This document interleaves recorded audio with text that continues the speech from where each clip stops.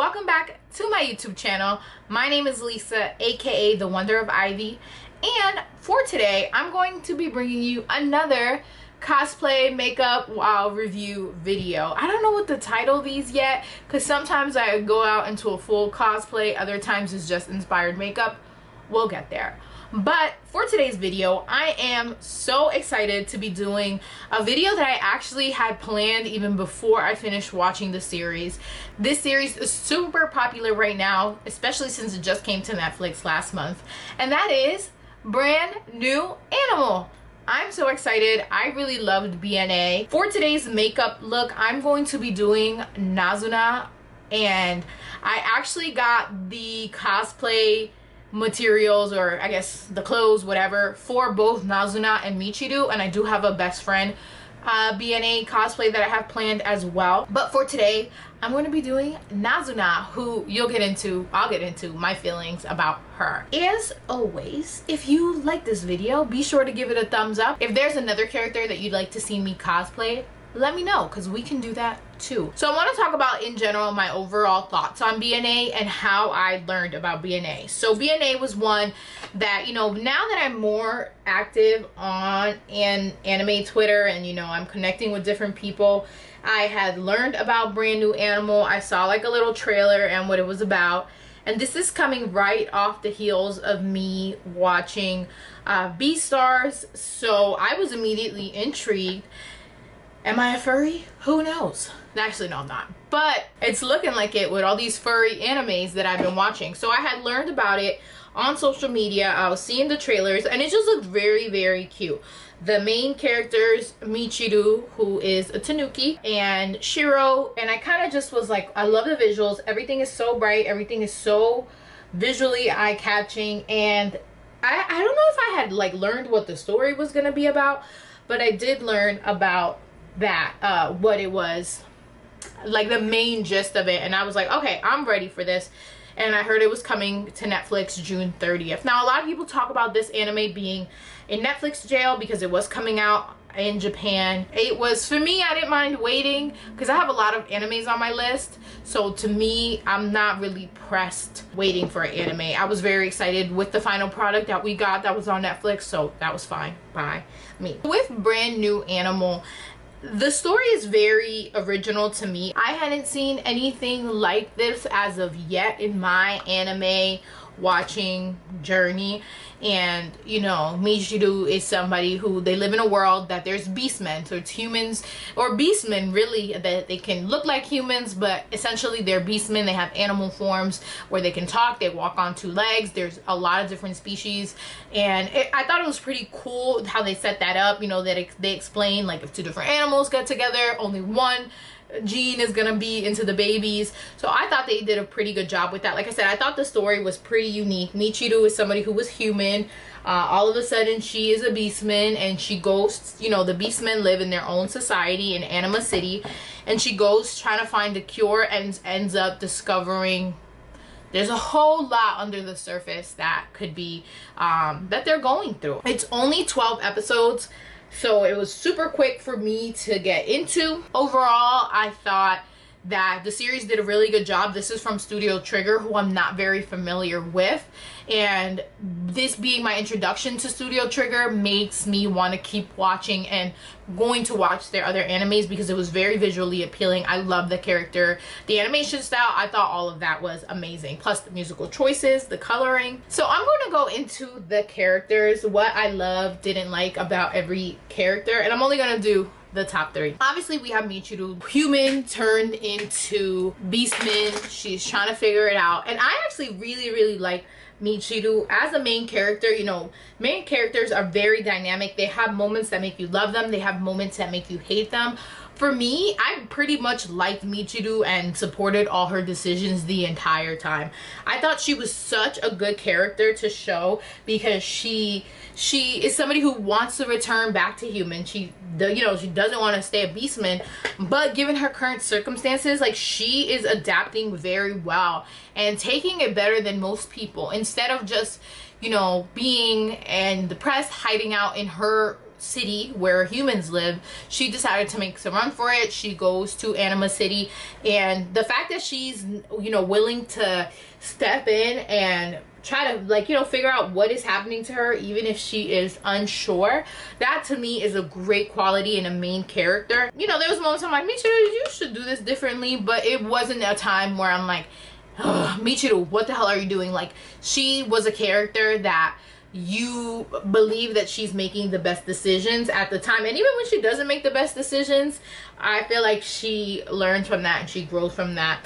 It was awesome to see how her powers, she doesn't really know what her capabilities are as Beastman, and then you see that through the series as it grows, and she has these different capabilities where her limbs can kind of transform and do different things. She can fly, she can run really, really fast. I thought that was awesome to see in this character, because it was unpredictable, and you're learning with Michiru what her capabilities are, and as a viewer that just makes you excited to see what her potential is and what her growth is. She is also a very, very, very loving and caring friend, and to me, I just love seeing that. Michiru, how much she loves and cares for Nazuna, and the flashbacks that they have together, to me that was just amazing. And even when she does see Nazuna again, and Nazuna's kind of really being mean and not really being friendly,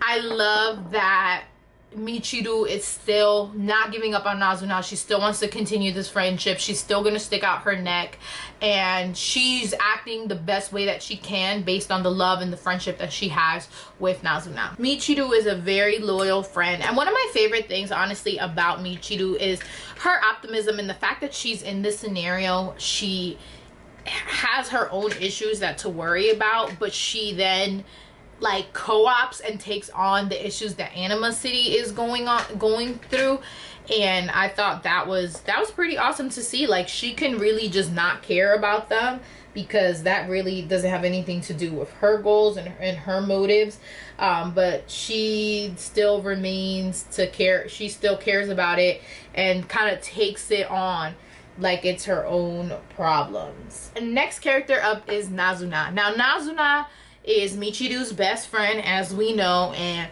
we find out that she's been in Beast City, she's been in Anima City. She, like, where she's at in terms of her Beastman, her skills, her abilities is just way surpassed Michiru. She's been there longer, but she also, I feel like it's just kind of like her characteristics. Like, she's very goal oriented, and she wants to be an idol, and she's like, whatever, this new silver wolf cult thing, like, that's what I'm going to get into. I'll be honest, this entire series, I'm like, I cannot stand her. Yeah, the entire, like, every episode, and I'm kind of just like, Michiru, like, why are you trying to be her friend? She's very blunt with how she's calling out Michiru, but it's annoying because while she does have some points, you know, like Michiru's, you know, the one that's assuming that Nazuna is in danger, and Michiru, I feel like, has like these blinders on where she, you know, she sees this thing that has happened and she immediately thinks the worst, which Nazuna calls her out on it. She's like, you just assuming, like, there you go, assuming again, you don't actually know,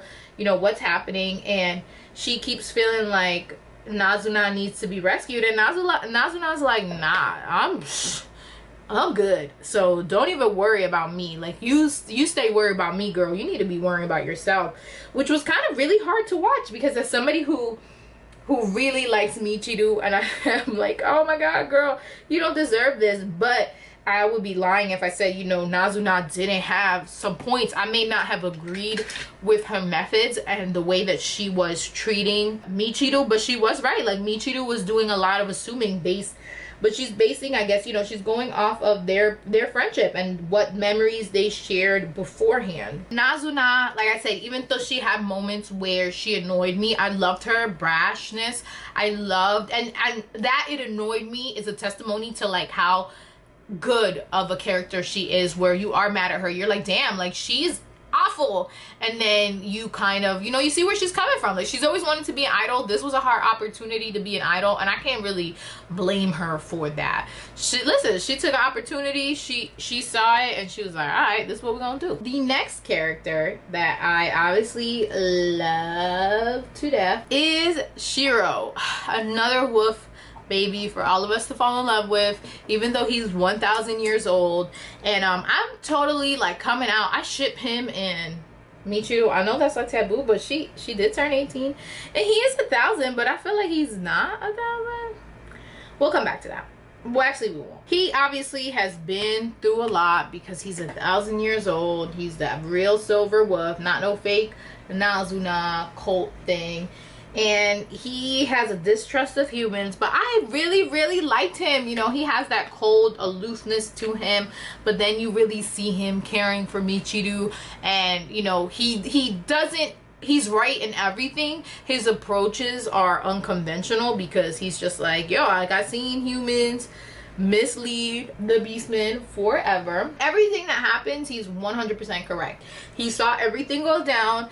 He was right to be mistrusting of Alan, and I just feel bad for him because, you know, he's around for 1,000 years, and he's a symbol of hope, and he's not aging, and he's gonna be alive forever. But I thought he was such a good, you know, another wolf for the girls to fall in love with, including me. And I love his character. I love how he really was caring of Michiru, whatever way that you see that caring. At the end of the day, he was very caring towards her, and he can admit that he has been mistaken, and the bond that they grow and helping each other out, I just thought that was so awesome to see. And it really goes to show you that there's so much more there that can be explored, and I really like that. So we're gonna go into favorite moments. Now, this is a short series, so it goes pretty fast, and the pace, I thought the pacing was good, but the story moves along so quickly, so it's not like there's like a million moments or things to pick from, which I think that's okay. I really like the pacing and everything of the show, so I was okay with that. In terms of favorite moments, I honestly liked every moment with Nazuna and Michiru, even though Nazuna was being absolutely terrible, just because I felt like that was very realistic to how some friendships can be. Like, not every friendship is perfect. Like, there's gonna be drama, there's gonna be stuff that happens, and I think that's like a-okay to have shown in a series. Like, not everything is gonna be perfect, and I like that. Even though I was annoyed at Nazuna for most of it, I really appreciated how they made her out to be. The conflict that her and Michiru were having, I thought that was good for the show. Other favorite moments, I love Michiru. Obviously, I love Michiru and Shiro together. I thought they're just so cute to me. I know nobody ships them like that, whatever. But I like how she kind of was like opening his mind, and they misunderstood each other in terms of what, you know, their thoughts on trusting humans, and Michiru, you know, is taking it very personally because girls are human. That, of course, is going to affect what she feels like Shiro's motives are, or, you know, she feels like when he's talking about the negativity of humans, like, she's taking it personally, like he's talking about her. So I love how they had to come to kind of understand each other with that. I love Michiru on that scammy baseball team. That part I thought was so funny because clearly the baseball team needed help in a lot of ways, and I just love how she, you know, she made the best of her circumstances in Anima City, regardless of, you know, her own personal struggles that she was going, because she was going through it. I mean, I think, you know, anybody who would randomly turn Beastman would be shook, and I think it's interesting to see how, I guess, like, we never get a back look on what her thoughts were on Beastman and all that stuff prior to her turning into a Beastman. So I think that would be interesting to see maybe later on or something like that. So the next thing that I want to talk about, because obviously there's a lot of think pieces on this, what people really think, what the theme is for Brand New Animal. Whether, you know, is it racism, is it oppression, is it heterosexism, what do we think the themes are? I think there can be many of it. It's not something that I feel like is hidden in the sense of like that they're trying to, you know, it's not like a secret, this is secretly a commentary on human life. I don't think it was very secret at all, but I will say that I'm not the creator, so I don't know what they're, you know, what exactly they were going for, what thing they were making that comment on, but I will say that it's obvious there's a comment on something. And I kind of like that the interpretation, you know, it can be with the LGBTQ plus community, it can be with racism, it can be with nationalism, like it can be different things, and I like that it leaves that interpretation open, because if you are a person of the marginalized community, whatever marginalized community that is, it is going to affect how you view the show and affect the thoughts that you have and the attitudes towards the messages and the symbolism that was a part of that. And you know, with everything going on right now, I feel like it can be timely. I can feel like, you know, Brand New Animal doesn't really have, I would say, like an age, like I guess it can be teens and up, but for some people this might be the chance that they get to view like oppression. So this can be a good gateway for somebody to have these conversations with somebody if they are oblivious or their privilege doesn't let them see it otherwise. Thoughts on a possible season 2? I definitely think they ended this show on a good place where it can be a season 2. It would make sense to be a season 2. There's a lot to elaborate on. However, it cannot be a season 2, and they kind of left it at a point where if there's not a season 2, it would be disappointing, but most of the questions were answered. So what I think we can expand on a season 2, and I'm going straight off my list that I wrote for CBR because I wrote it. I think there's a lot with the history of Beastman that can be explored. There's a lot of questions that we, you know, could be answered. I feel like a season 2 could definitely get into that in terms of, you know, the origins. What other kind of battles did they have with the humans? Were there any noticeable, you know, notable people, or with some of the developments, you know, that had been happening? I think we also can deepen the relationship with Michiru and Shiro. It looks like there was a lot there left that could happen.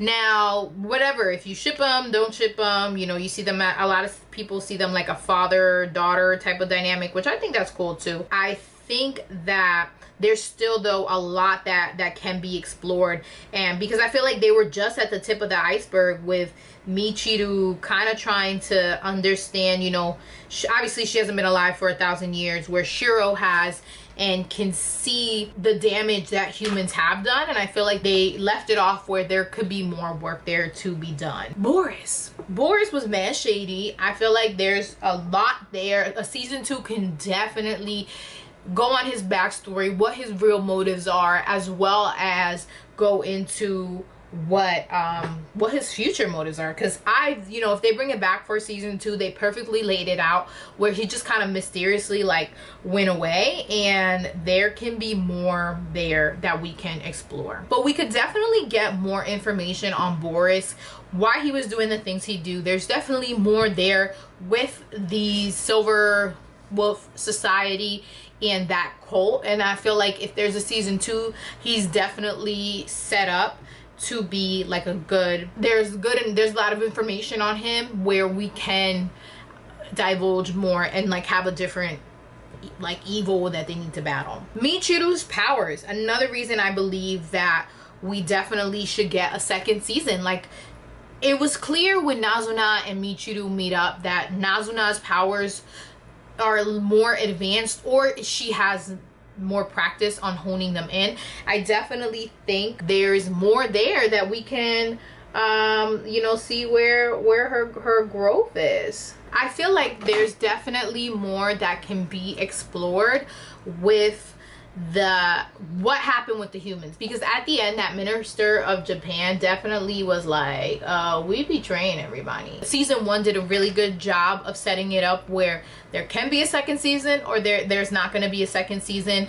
Either way, I hope we have a second season. I'm super looking forward to see what can be done with a second season, but we know that obviously it's not necessary the way that they set up the story. Alrighty, so I'm gonna go off camera to put on my wig and put on the outfit that I have for Nazuna, and I'll be right back. And there you have it. This is my completed Nazuna look.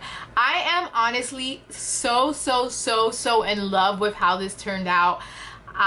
For just using eyeshadow, I thought it was really well done to me. I am super happy. I love the outcome. I think this is probably one of my favorite ones that I've done. Also, I'm partial to pink. I love this pink wig. I love anything pink. This little bang is a little annoying. I was considering trimming it, but I do plan to reuse this wig for other cosplays, so I didn't want to alter it in any way. But if I were to get like a second wig or do this like at a con or something, if God's ever come back, I would definitely trim this, or maybe use some hairspray and put it together. But overall, this one is a fucking bop. We did that. I did that. So proud of me. It's probably also because it didn't really involve anything difficult. But this was my season 1 review of BNA. Hopefully there's a season 2. All around, I absolutely love this anime. It's definitely cute, amazing. There are adventurous moments. There's something in it for everyone depending on your level of, like, you know, what kind of anime you watch. But overall, I thought it was amazing. I'm super excited, you know, for the future if there is going to be a season 2. If it doesn't, I'm okay with that, but I think they did have a lot of success with this, so fingers crossed. Anyways, thank you so much for watching this video, and I will see you in the next one. Peace.